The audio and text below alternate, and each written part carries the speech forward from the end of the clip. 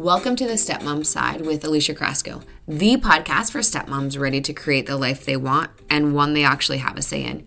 Here we talk all things stepmom life and just a little bit more. Leave the superficial conversations at the door and get ready for perspective shifts and actionable advice to help you on your way to creating the life you want, one step at a time. Hey there, welcome back to the Stepmom Side podcast. I'm Alicia, your host. And today we're diving into something that might hit a little way too close to home. When your in-laws are still besties with your partner's ex. I know. You're probably already making a face just hearing that, and maybe like your back is up, or maybe you just tensed up, or maybe you feel a certain kind of way about that. And trust me, I've been there. My in-laws, specifically my mother-in-law, stayed super close to my husband's ex. Texting, seeing the kids, showing up and sitting at events together, like that kind of close. And for a long time, without this making me sound like a jealous person, like it left me wondering, like, where do I even fit in here? Do I even fit in? Will I ever fit in? Like, it leaves you like in this weird, like, how do I do this? So today we're going to unpack like why this dynamic is so hard, what it might be bringing up for you, and most importantly, like what you can do about it. So we'll talk a little bit about boundaries, emotional self-preservation, and how to stop internalizing a dynamic that you didn't even create. But my hope for you is that by the end of this episode, you'll feel a little more grounded, less alone, and more confident in the role that you play in your blended family. So let's just start with this. Why does it hurt so damn much? So here's the thing. It makes sense that it stings, right? Like you're building this new life with your partner. You're trying to find your place in this new family. You're trying to figure out like, what's your role? Where do I fit in? What can or can't I do? And it feels like there's already someone holding your spot. Not like directly, but directly, right? Like it's not like in your face, but I mean, maybe it is. But so here's the weird thing. Like even if your in-laws are kind to you and are welcoming and polite and all of the things, the fact that they're still emotionally entangled with the ex absolutely feels like rejection. And then like add in, like if you've got ADHD, like I know that some people do, like that rejection sensitive disorder, I think that's what it is, RSD, it makes it like that much worse, right?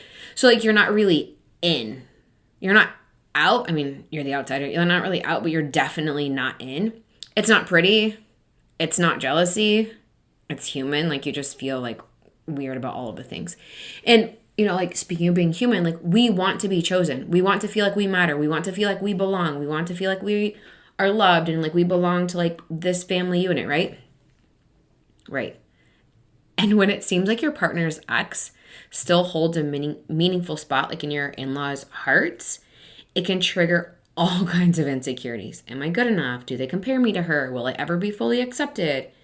And let me just tell you this. You're not imagining it. If you feel that sting, it's real and it deserves your attention, not your shame. So in my case, my in-laws, again, specifically my mother-in-law, was really close to my husband's ex for years. She lived nearby, and because obviously I'm a stepmom, right? Like I have two stepkids, and because I have two stepkids, her grandkids, it just kept that connection strong. It was always like, oh, I keep in contact with her because I want to see the kids. And let me just be honest with you here. My husband was married for quite a long time. And so looking back, like for me to just think that, my mother-in-law has been in the ex's life for a lot longer now, but for all of those years, and for me to just expect the two of them to just not have a relationship anymore is kind of crazy. Like looking back, I'm like, yeah, that's a little insane. But I was always polite, respectful, even warm. I'm a pretty warm person. Like I'm going to be able to like talk to you like while the paint dries. But I never felt like I was truly accepted. I was included on the surface, but emotionally, I was always just outside the circle, right? So I always felt like I never had like an actual place, if that makes sense to your stepmom. Of course it makes sense to you. But like, my husband was the dad, and in our house now, especially, or even like when my stepson moved in full time, I did all of the mom things, but I was never really like the mom because their mom still lived close by. And so everything was kind of like gone through hers.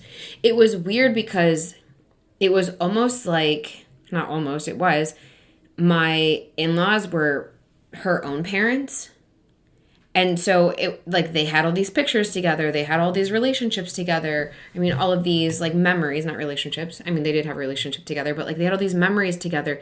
They had all these things like with her, obviously like an emotional entanglement, and like that's not in a derogatory way, like obviously, right? Like if my husband and I were to ever divorce, like I have a relationship, I have like an emotional entanglement with my in-laws too. And so it would be weird to undo that. But it drove me crazy. I would be like, why are they so close to her? What does that say about how they feel about me? You know, like conversations that revolved around her achievements, her struggles, her updates, like all of the things. But what I didn't realize then was that I was trying to win a space that was never going to be handed to me. I was playing a losing game. And I didn't even know it was a game. I didn't even know I was playing to lose. But I was trying to be someone I thought they wanted instead of showing up as the woman, the stepmom that I already am. It wasn't until I stopped trying to win a spot and started defining my own that things really shifted for me and our relationship. So here's, I like to do, I don't know if you've noticed, but like in the last few months, I've started to do like framework podcast episodes to kind of just like walk you through. But here's the thing, like you don't need to cut off your in-laws just because they're so close to the ex. That might sound like the go-to, like, oh, they're close to her, like I'm just not going to talk to them. I'm never going to see them. That sounds great in theory, but like we don't live in theory. Like we're living like in real life right now. What you do need is clarity on like what you will or won't engage in. So let me be clear. Your boundaries are not about controlling them. They're about protecting you. So your boundaries, like if you're like, well, I'm going to set this boundary that they can't be friends with her, or they can't be close to her and also have a relationship with me. That's not how that works. Also a lesson I had to learn. So this is a similar analogy, but let's say that you and I have a mutual friend and I like that mutual friend, but you don't. Let's do it the other way around. Like you like that mutual friend, but I don't. So I can't come to you and say, hey, you can't be friends with that person because I don't like them. I don't get to choose who you have a relationship with. And you don't get to decide like who I have a relationship with. And then especially like in this role, it's that much harder because there are kids involved. Like we can't, as much as we would love to, like we can't go around telling people who they can and can't have relationships, right? So your boundaries are not about controlling them. They're about protecting you. So here are some boundary examples. You don't need updates on what she's doing. You don't need updates about events your in-laws attended with her. You get to opt out of conversations that feel like emotional landmines. Those are boundaries that you can set. And if you find yourself in those conversations anyway, because let's be honest, if they're close, her name is going to come up in conversation if you haven't already been called her name, but like her name's going to come up in conversation because they don't feel weird about it, right? More chances than not, you are the only person that feels weird about it. I was the only person that felt weird about things. So when you find yourself in those conversations, let's get a few phrases into your back pocket that you can use. So something you could say about an update that they're giving you is, I appreciate how involved you are as grandparents, but I'd prefer not to hear updates about insert X's name. It just helps me focus on our relationship. And if that feels like a little bit too forward, you could try, ooh, you know what, I'm actually really not comfortable talking about her. Can we change the subject? These phrases are not confrontational. They're clear, and clarity is kindness, especially when it protects your peace. So let's go back over these phrases for a second, because I'm going to say them to you a few different ways, and I want you to understand why it's so important that we practice. You hear me say this all the time, but like practice what you're going to say. Practice. Like know what you're going to say, practice it, and then also get it to match like your face and your tone and your voice, right? So I could, like that first phrase that I use, I can appreciate how involved you are as grandparents, but I'd prefer not to hear updates about X's name.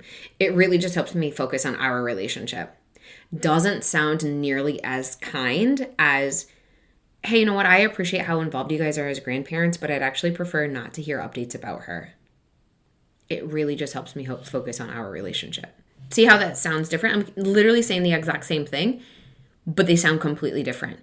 And then the second phrase I gave you, like if that one feels a little bit too forward, is, oh, I'm actually really not comfortable talking about her. Can we change the subject? Yikes, right? So another way of phrasing that, like just a little more kindly, is I'm really not comfortable talking about her. Can we change the subject? Or rather than saying, can we change the subject, you can just say, oh, I'm not really comfortable talking about her. And then bring up something that's coming up soon, right? By the time this episode comes out, like the New Year has just happened and Christmas has just happened. But like, I don't know, maybe they've got something going on, or, hey, you know what, I'm really not comfortable talking about her, but guess what?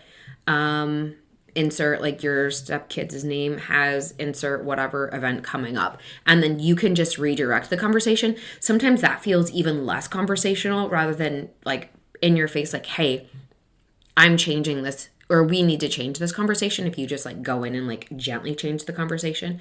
So again, these phrases are not confrontational. They are clear. And that's what we want, because you don't want people to be like, oh, is she comfortable talking about her or not? And this is going to be a conversation that you're going to have more than one time.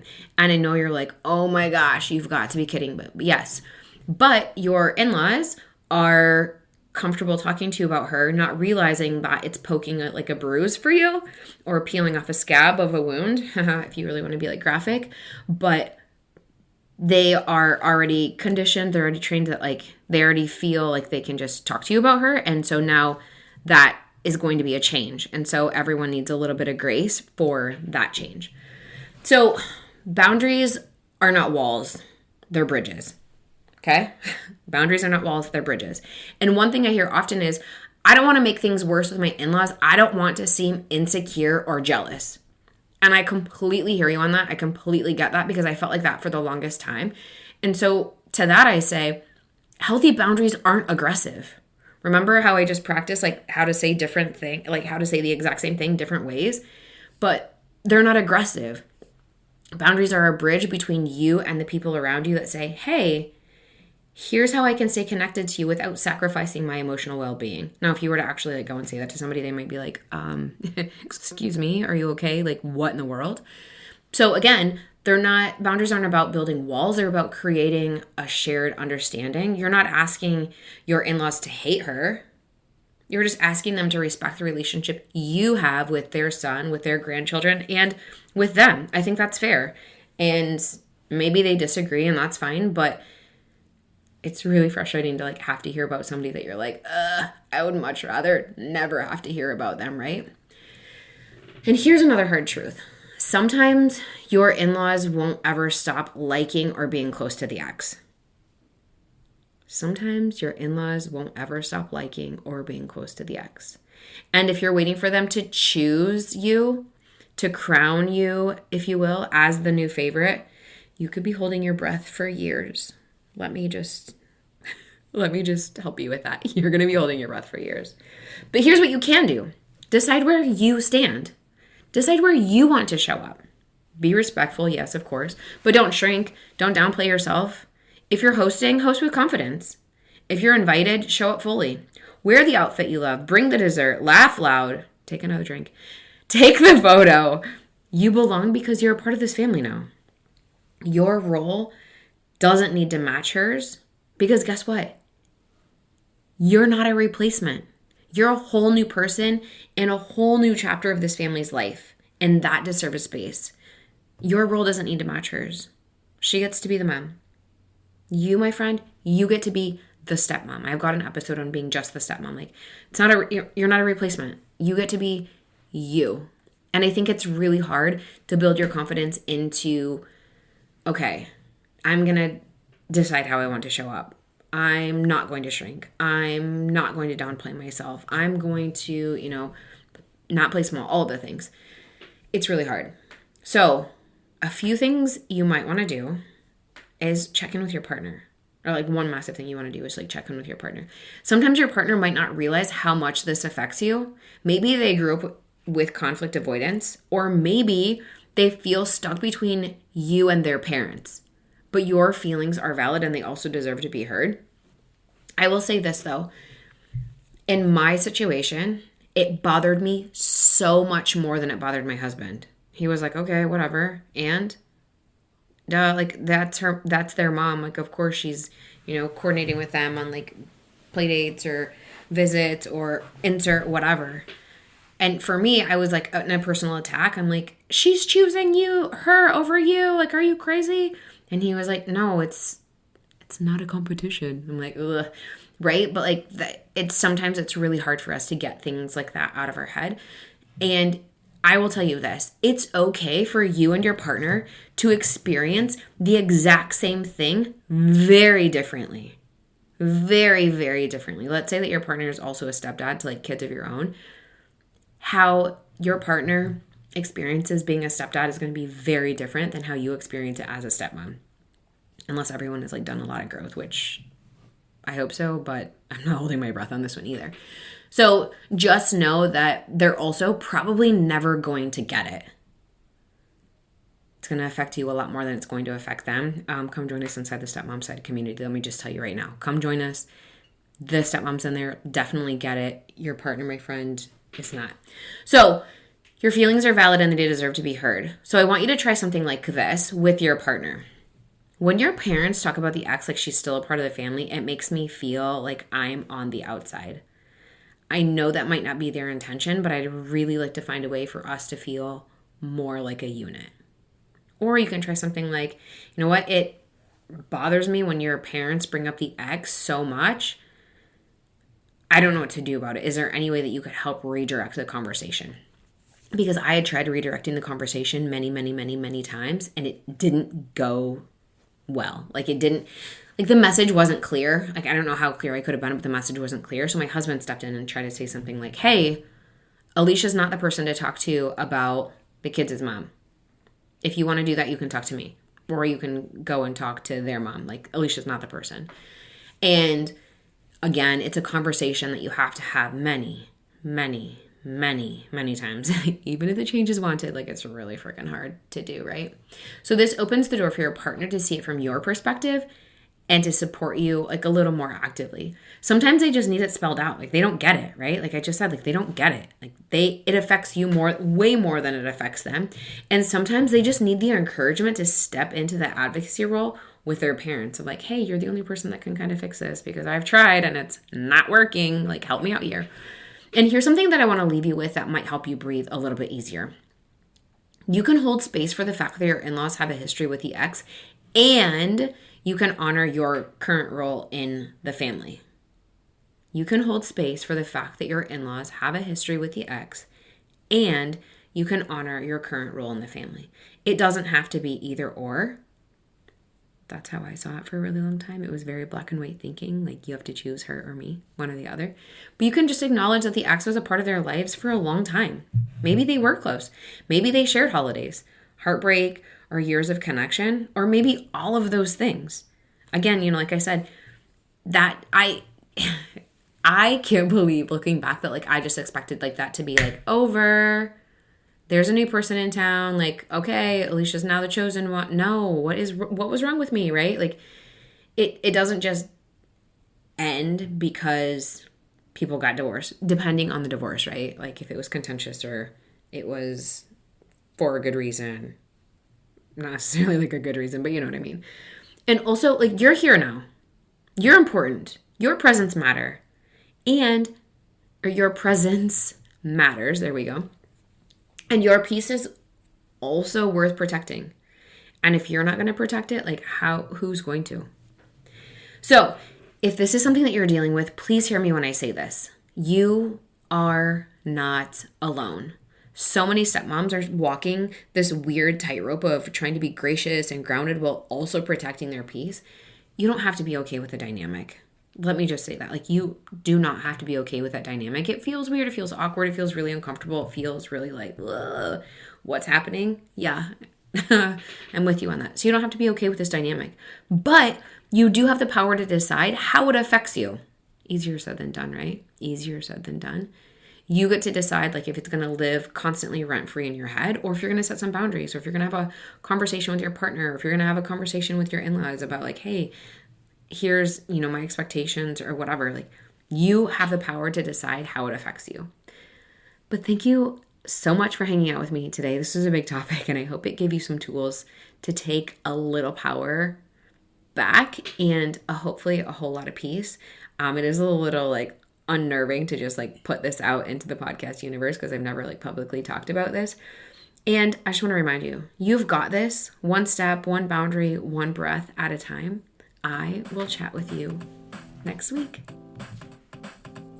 Thanks for taking time to listen to this week's episode. If anything was helpful or resonated with you, please share it on social media and tag me. I'm just at Alicia Crasco.